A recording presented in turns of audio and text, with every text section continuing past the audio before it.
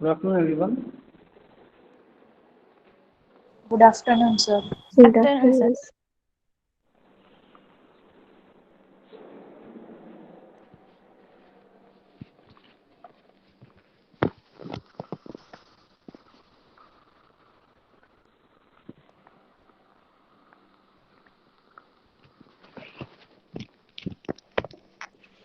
The topic which we are going to discuss is PNF,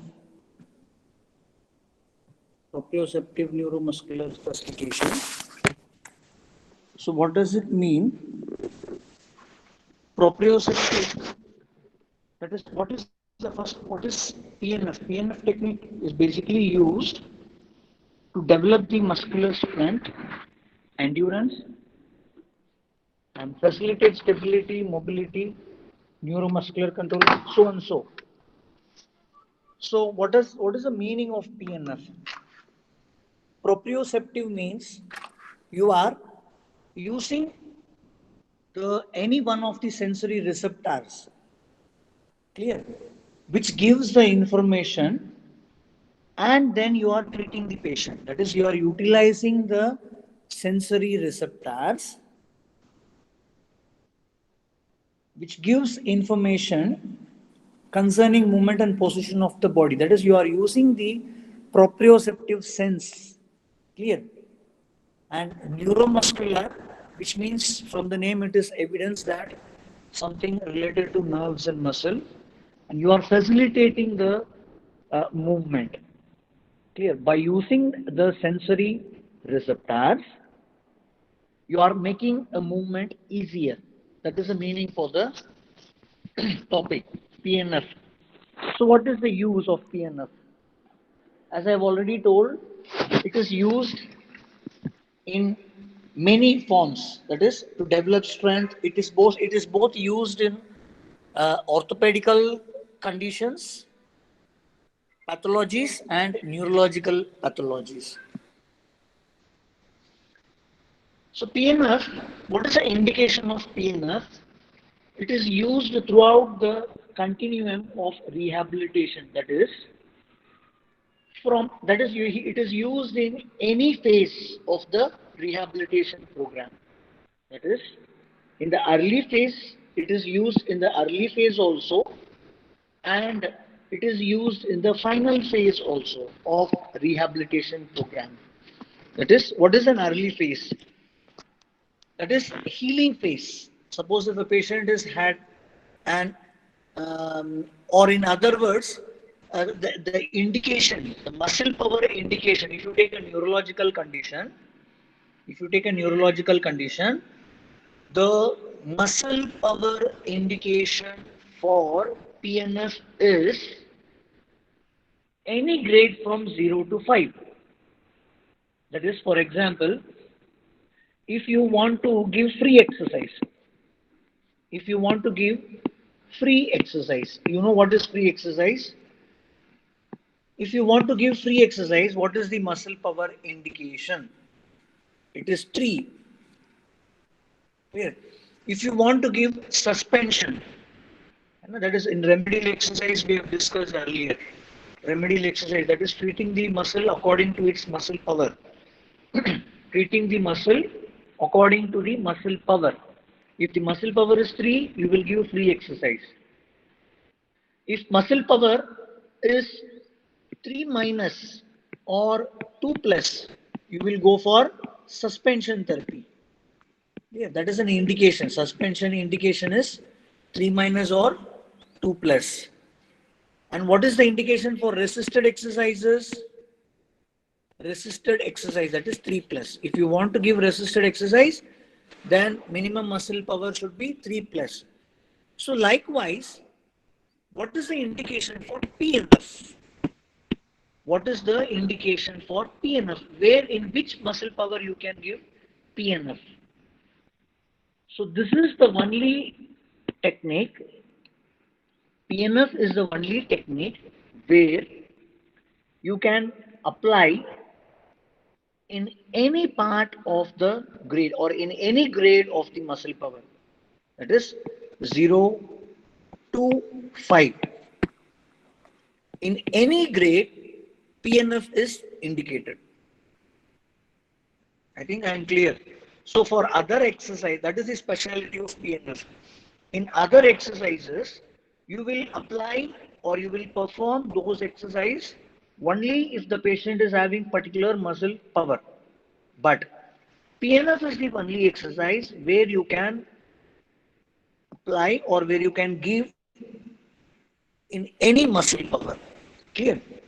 That is that is an early phase of tissue healing. That is in the early phase. Clear? And I'm talking here. It is they are talking about orthopedical conditions. Clear? In neurological condition, muscle power. If muscle power is zero, still you can give PNF.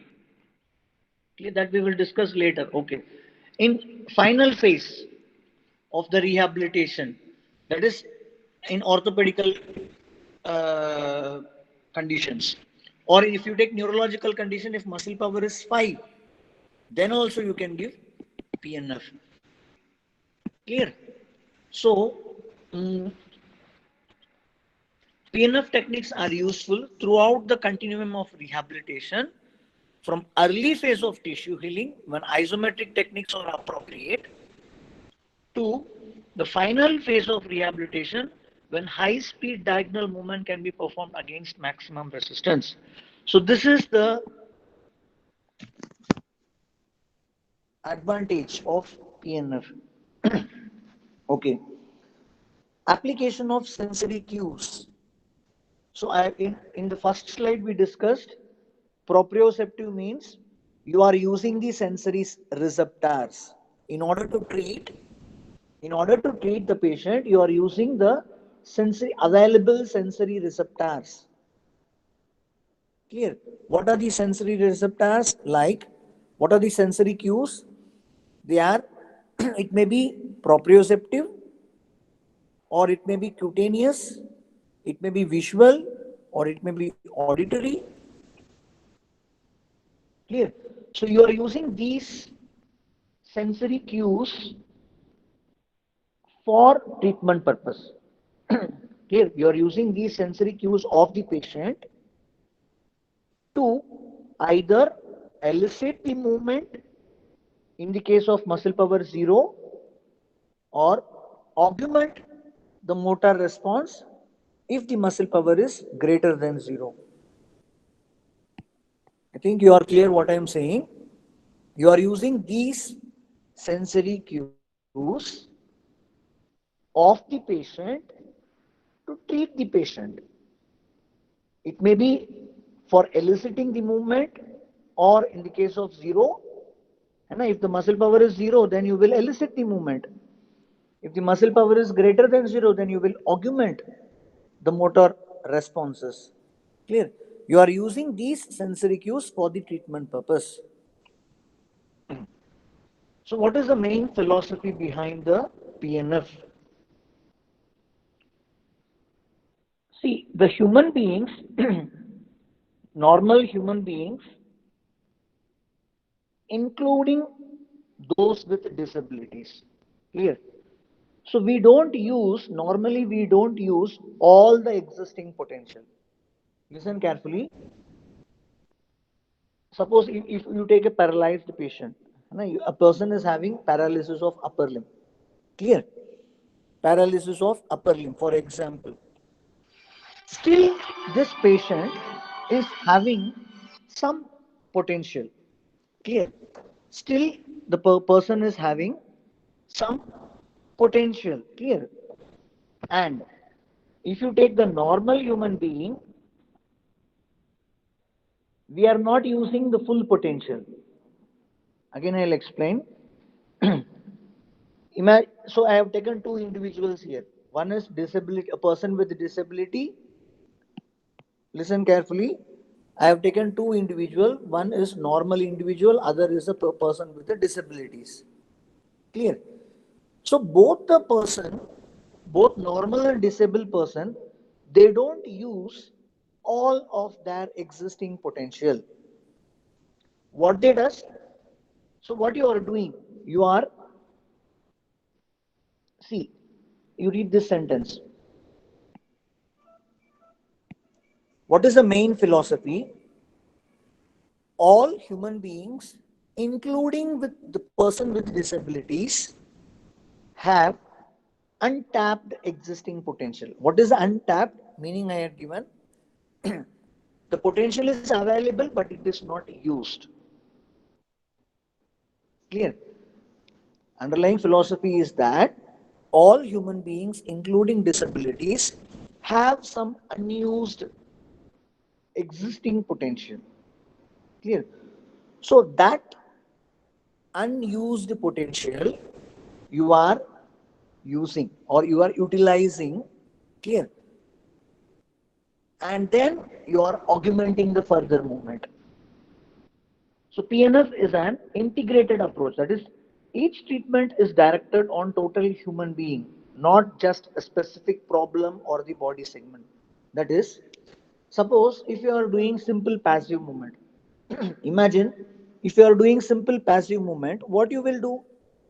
Or if you are doing simple stretching, if you are doing stretching, clear? Or if you are doing any active movement, whatever, so clear.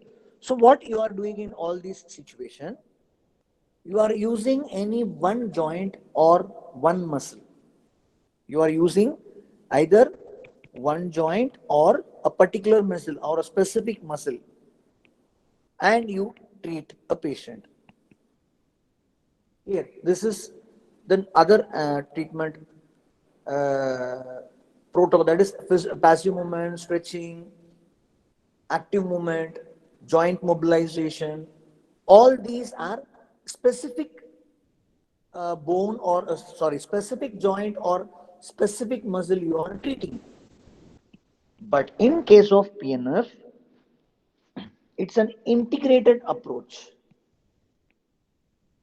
That is, treatment is directed to the at a total human being, not a specific problem or the body segment.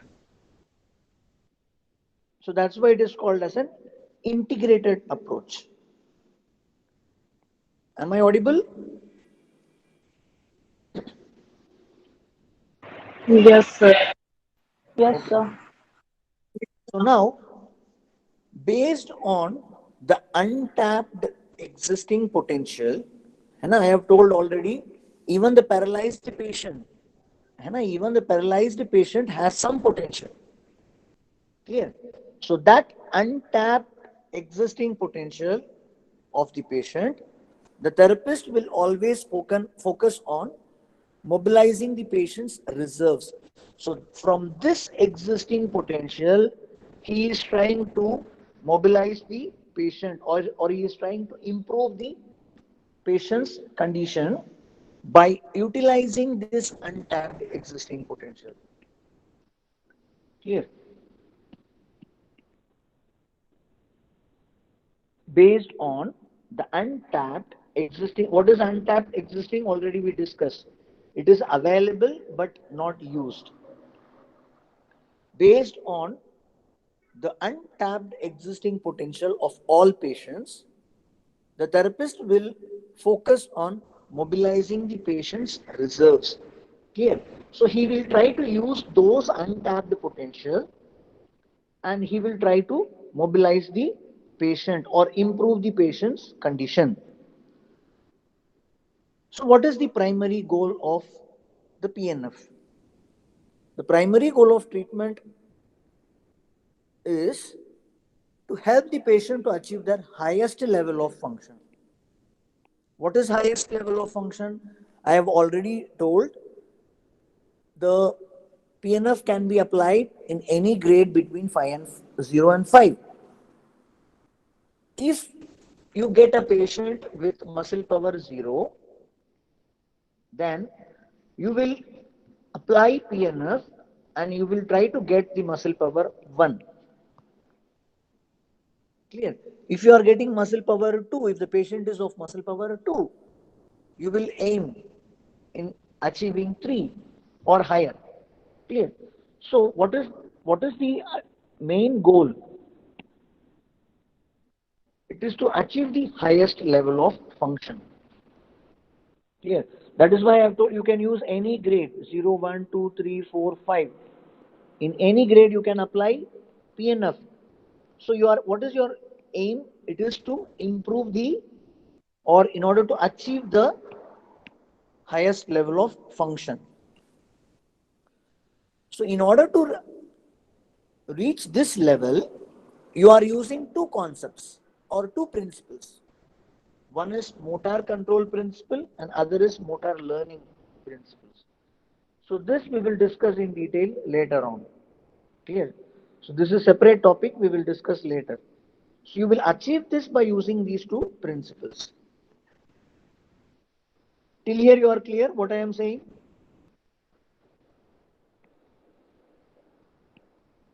Are you clear? Yes, sir. Okay. So if you take a normal functional motion, here, if you take a normal functional motion, now coming to the topic, any movement, any movement, it is composed of mass movement.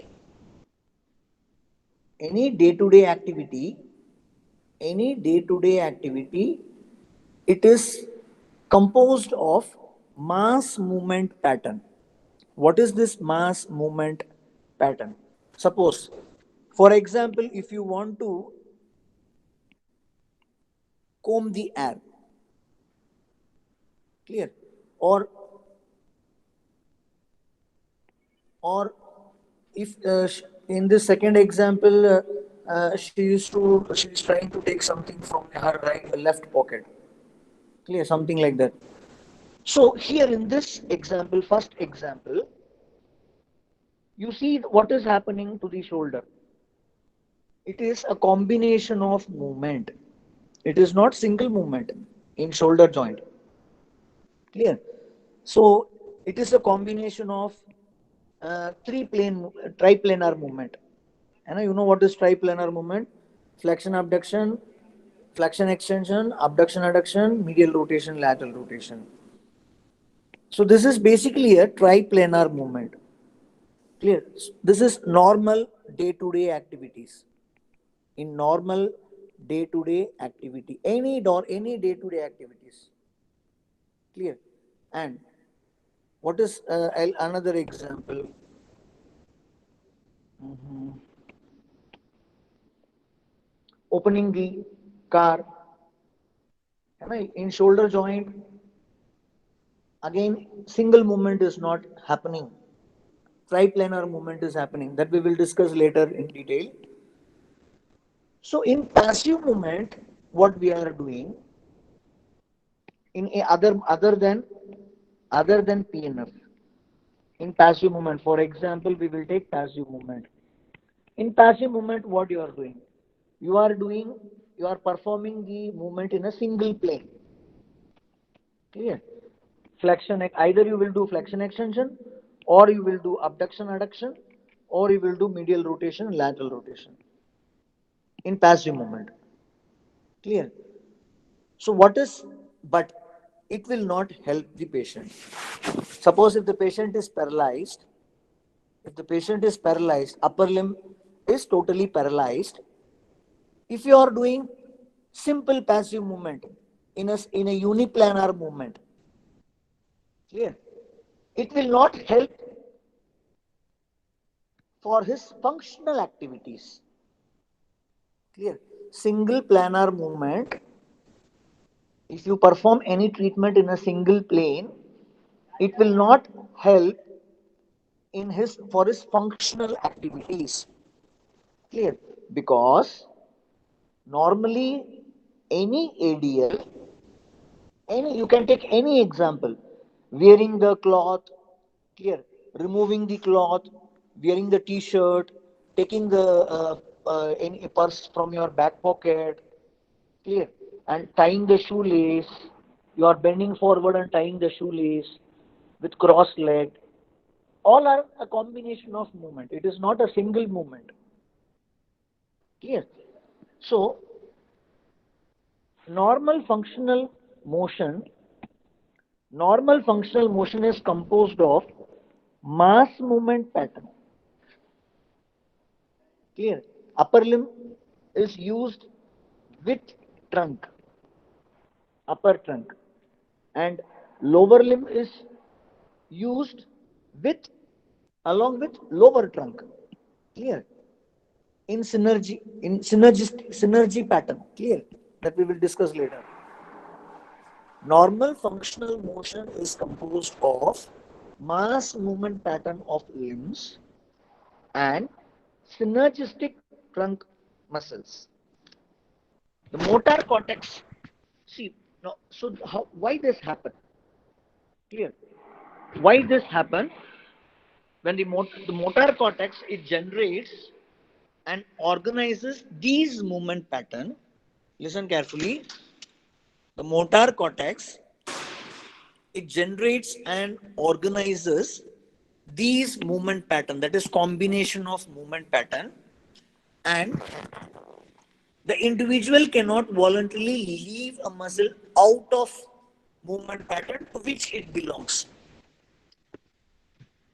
Again, I'll repeat this sentence. See, the cortex, cerebral cortex, when you are performing any activity, suppose you take this example, same example.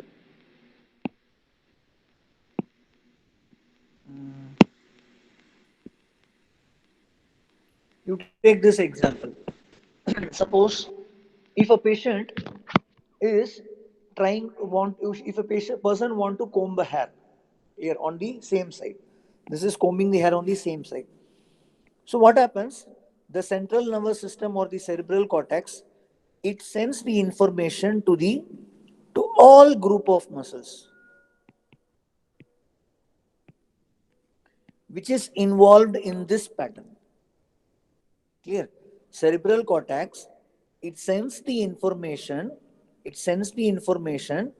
to all muscles which is used, all muscles of shoulder and wrist and elbow, trunk muscles. Clear? All the movement are, the instruction is given at the same time, simultaneously. Clear? The motor cortex generates and organizes these movement patterns. Clear? And the individual, suppose if I want not to use any one group of muscle, it is not possible. Individual cannot voluntarily leave a muscle out of movement pattern to which it belongs. Clear? So information is sending collectively from the brain. The information has been sent collectively to the upper limb. That is, for example, here in this example, what are the movement we will discuss in brief. I'll explain this later on, but in brief I will explain. So this is shoulder abduction, and extension. Shoulder is abducted, elbow is flexed. Clear? And wrist is also, certain movements are happening here, the wrist joint. So all these movement information has come collectively from the central nervous system. Suppose if I want not to use, if I don't want to use this particular movement, it is not possible. If the individual cannot voluntarily leave muscle out of the movement pattern to which it belongs. Are you understanding this point?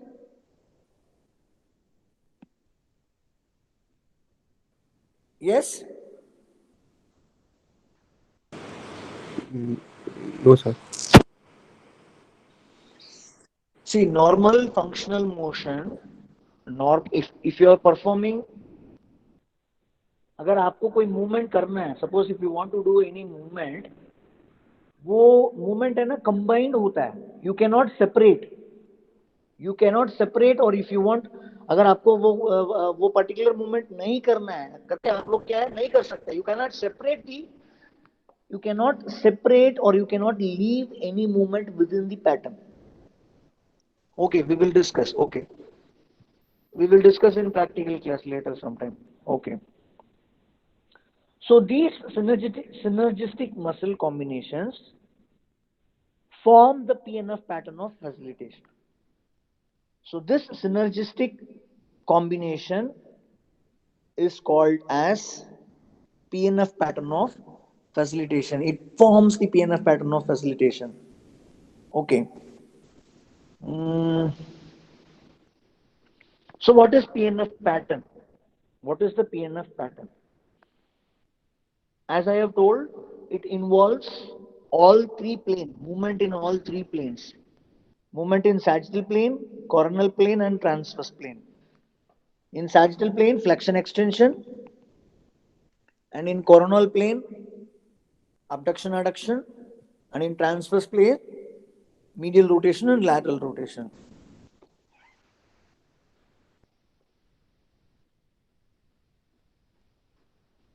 So there are two pairs of diagonal pattern for upper and lower extremities.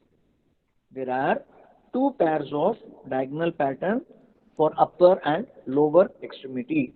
So this is an example. So I have taken, this is left side. So if this movement is one pattern, this movement is called as flexion, abduction, external rotation pattern. Clear? Suppose if you raise your hand, clear, from this position,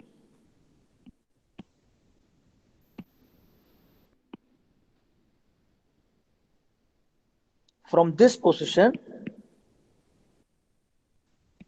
from here to here, it is one pattern of movement.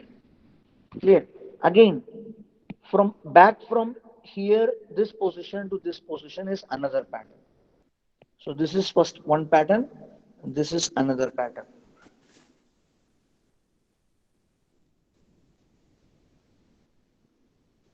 There are two pairs. So this is one pair. I have shown you one pair of movement. Clear? And what is other pair of movement? Other pair of movement is from here to here, third pattern, and this is fourth pattern. So there are two pairs of patterns are there. What is pattern? Pattern is a combination of movement. Pattern is a combination of the movement. So here what is, there are two pairs of combination of movement. Two pairs of combination of movement. So what is first pair?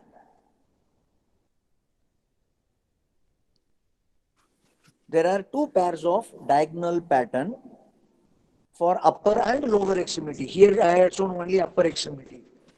Diagonal 1 and diagonal 2. Each of these pattern can be performed in either flexion or extension. Hence the terminology used is D1 flexion or D1 extension, D2 flexion or D2 flexion and or D2 extension of the upper and lower extremity. Yes, I will explain you. Wait 1 second. So here, this is an example. This is D1 flexion, D1 extension, D2 flexion and D2 extension. So I'll give the number 1, 2, 3 and 4. So what is D1 flexion? D1 flexion. It is shoulder joint. You have to do flexion, adduction and external rotation. Then it is called D1 flexion. Clear? What is D2 flexion? Flexion, abduction, and external rotation. Flexion, abduction, external rotation.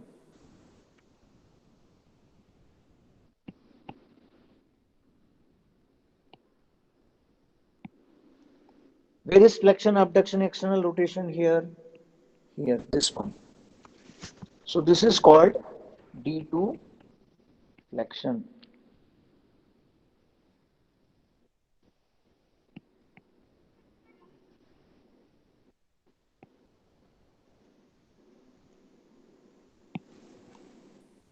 Flexion, abduction, external rotation.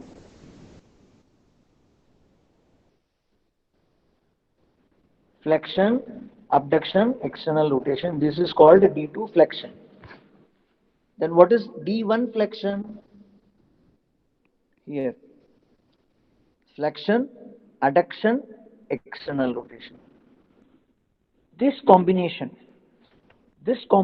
of movement, that is flexion, that is sagittal plane, adduction, coronal plane, external rotation, transverse plane. This is a combination of all the that is triplanar movement. If you perform all these movement together in shoulder joint, then it is called D1 flexion. So what is D1 flexion? Flexion, adduction, external rotation. This is called D1 flexion.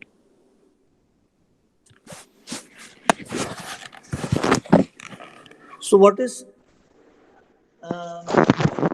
you didn't have practical class for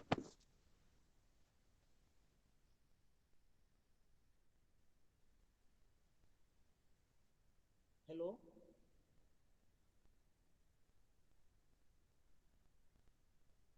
You had or not practical lecture?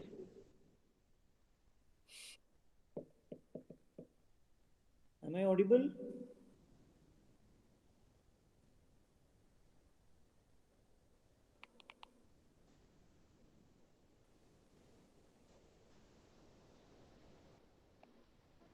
Ayush, Yes, sir. did you had practical lecture for PNF? All these patterns? No, sir. Wait. Yes. Okay. First, I will show in my. Okay.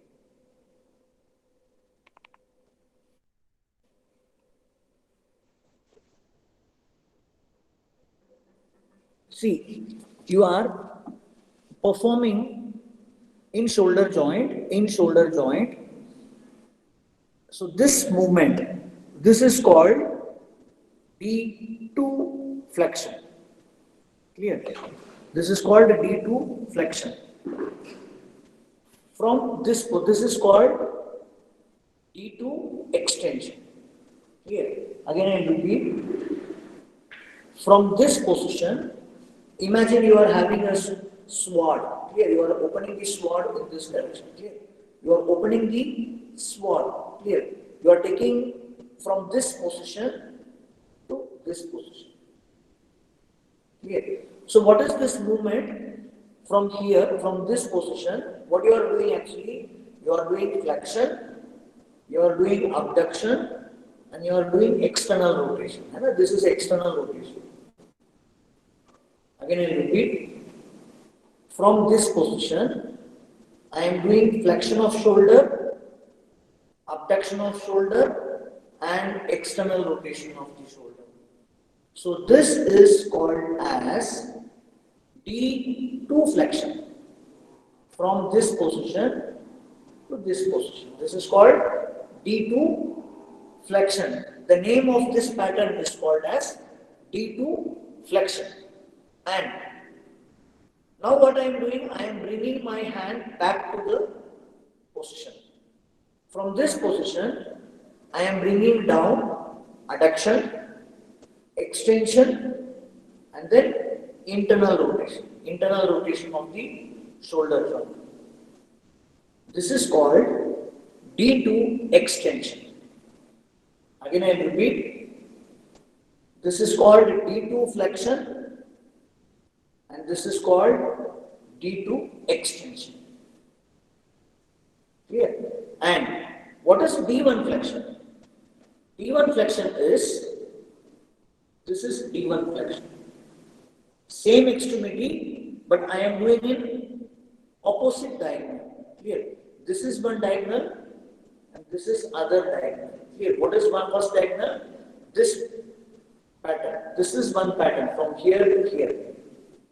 From here to here. This is one pattern. And what is second pattern? From here to here. Here. Suppose if I want to take something from my pocket. Here. Suppose I want to take purse from my pocket. Then I will use this pattern.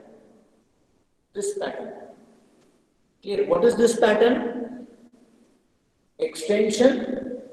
Clear? Extension, abduction, internal rotation. You can do it on your own body and then you can try it. So this is one pattern, one pattern, one pair of pattern is this, and other pair of pattern is this. Here, this one is D1 flexion. This one is D1 flexion and this is D2 extension. Sorry, D1 extension. Again, I will repeat. D, if you are taking away from your body, it is D2. Clear? So here what you are doing, you are taking away from the body. This is D2 flexion. From here, from this position to this position, it is D2 flexion. And back from here to back to the position, this is called a D2 extension. Clear? So there are certain combinations of movement occur in the joint that you have to by heart or you can study. What is another pair of pattern is? This is D1 flexion and D1 extension. Clear? So totally there are 4 patterns or 2 pairs of pattern.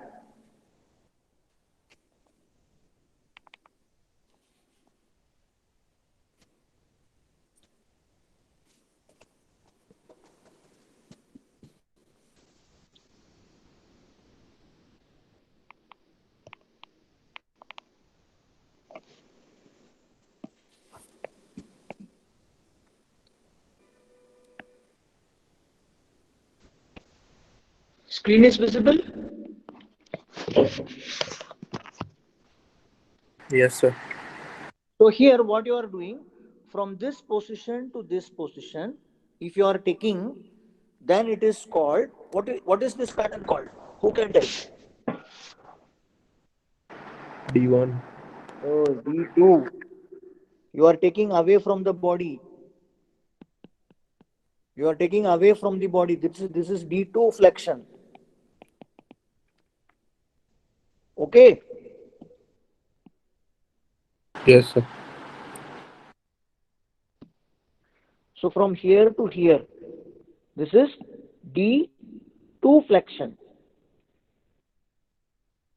Here you see. Where is D2 flexion? Here, this one. So what are the combination of movement? Flexion of shoulder. You can perform on your body and check it. Abduction of shoulder and external rotation of the shoulder. So this combination is called as a D2 flexion. And what is D2 extension? Opposite to this. What is opposite to this? Flexion is extension. You are bringing back. And here it is abduction, here it is adduction. Here it is external rotation, here it is internal rotation. From here to here, it is called D2 extension. If this is D1 flexion, this should be D2 extension. This is one pair. Clear? So what is next pair of movement? See, what is D2 extension? You see, extension which is opposite, adduction again which is opposite movement, and internal rotation again opposite movement. So this is about D2 flexion and D2 extension pattern. Now, what is other pair? Other pair is flexion, adduction, external rotation. Flexion, adduction, external rotation. That is flexion. So ये कहाँ से आया? From here to here, it is called D1 flexion. That is, final movement is called as the D1 flexion. In order to do D1 flexion, you will start from this position. Clear? Again, I'll explain. D1 flexion. This is starting position, and this is ending position. Starting position and ending position. This is called D1 flexion. And what is D1 extension? It is vice versa.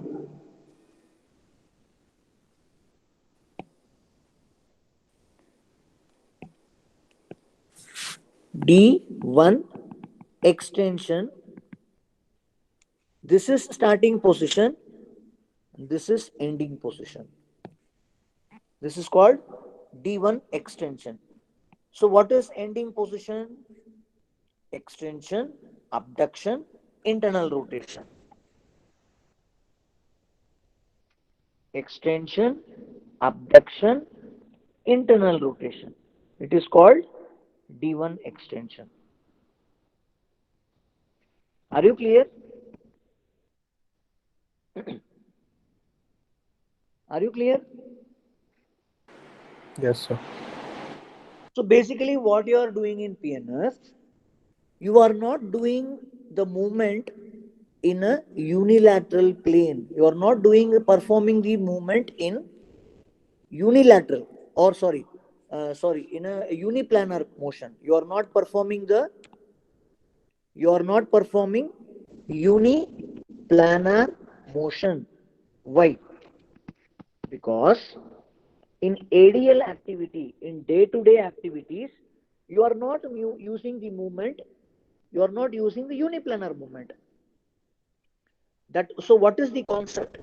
The concept is, because in day-to-day activity we are using multiplanar movement,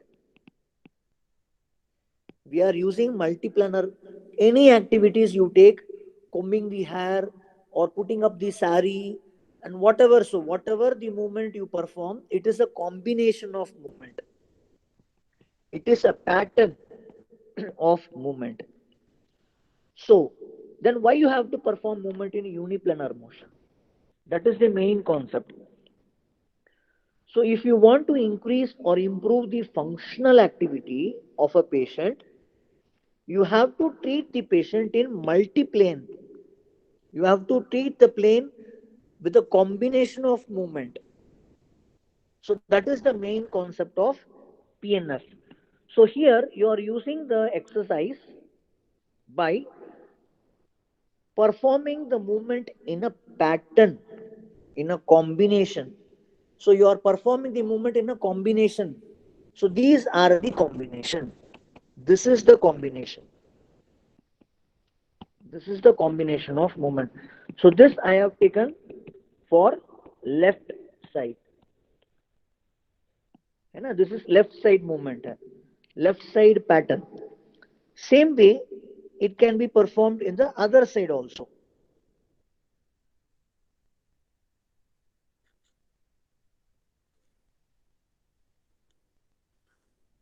What is this pattern? Okay, wait 1 minute. Who can tell? What is this pattern? Who can tell?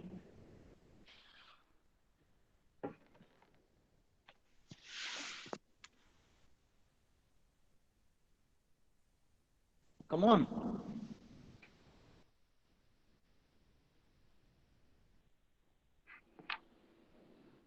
Yes, you are confused with the diagram.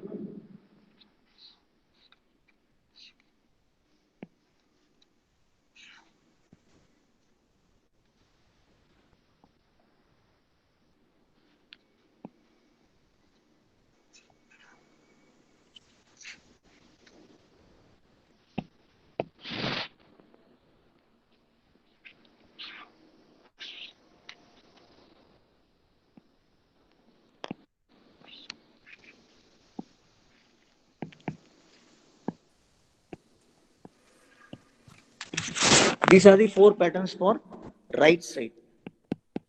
Who can name the pattern? Who can name the pattern? From here to here, what is it called? D1 flexion or D2 flexion? D1. Very good. Because you are moving towards body.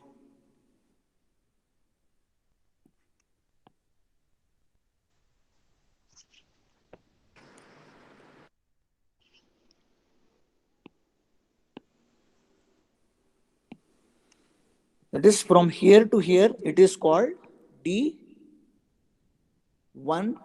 flexion. Clear? Okay. Now, when you are, so what is, this is starting position and this is ending position. Always the ending position is the name of the pattern. This is very important. Very important point. Ending position is the name of the pattern. Clear? And when you are bringing back, when you are bringing back, this is starting position and this is ending position.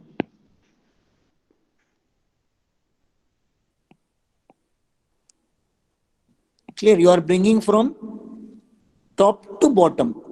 So this is called as extension, adduction, internal rotation. So it is called as D. Who can name? What is this pattern name?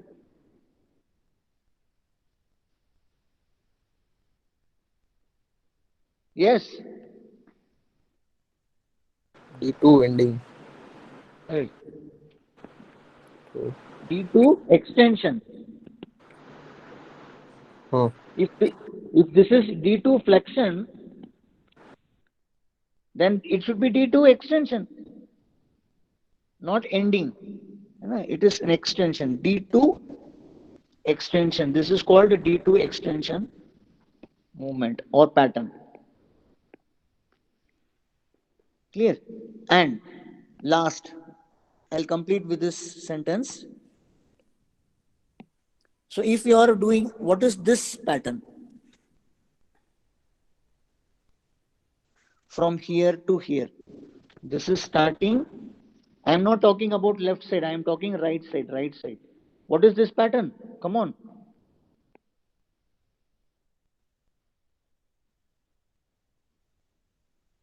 Yes. Disha.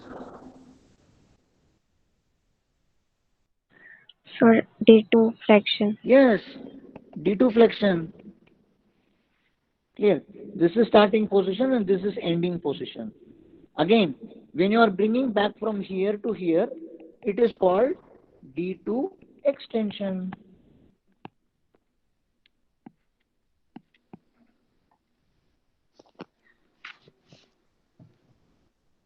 Okay? Are you clear? Yes, sir.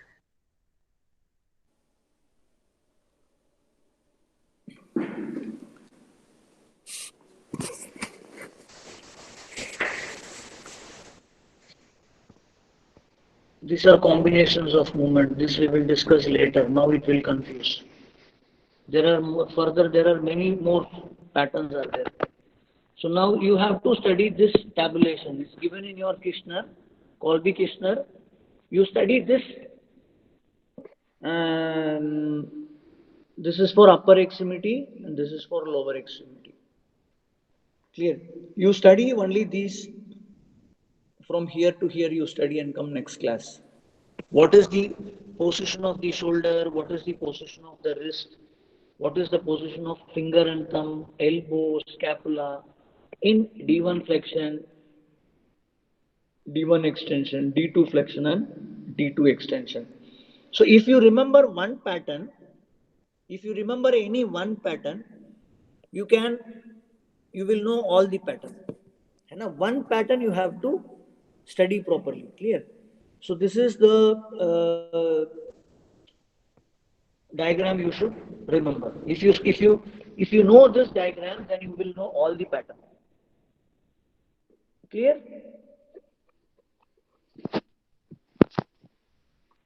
Any doubt?